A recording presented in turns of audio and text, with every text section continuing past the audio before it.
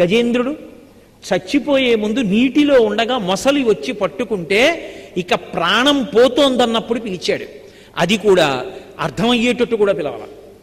కనీసం అయ్యా మీరు రెండని చెప్పి పిలవడానికి 33 కోట్ల మంది దేవతలు లేచి నించున్నారు, అసలు ఎవరిని పిలుస్తున్నాడు రా అని అడిగారు. ఏమో అర్థం కాలేదని కూర్చున్నారు. దేవతాలోకానికి అంతటికీ అర్థం కాల ఎవరిని పిలిచాడు. ఎందుకని? అసలు ఏ పేరు వాడలేదు, ఏ గుణము వాడలేదు.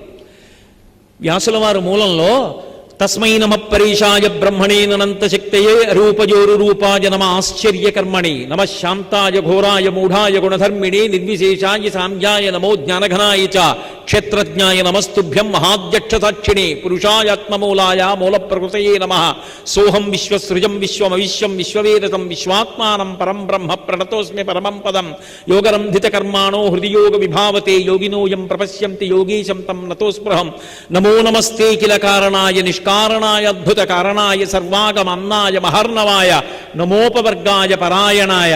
పోతన గారు యథాతథంగా ఆంధ్రీకరించారు. ఎవ్వని చేజనించు జగమెవ్వని లోపల నుండు లీనమై ఎవ్వని ఎందుడిందు పరమేశ్వరుడెవ్వడు మూలకారణం వెవ్వడనాది మధ్యలయుడెవ్వడు సర్వము తానయైన వాడెవ్వడు వాని యత్మభౌ ఈశ్వరునే శరణంబు వేడెదన్.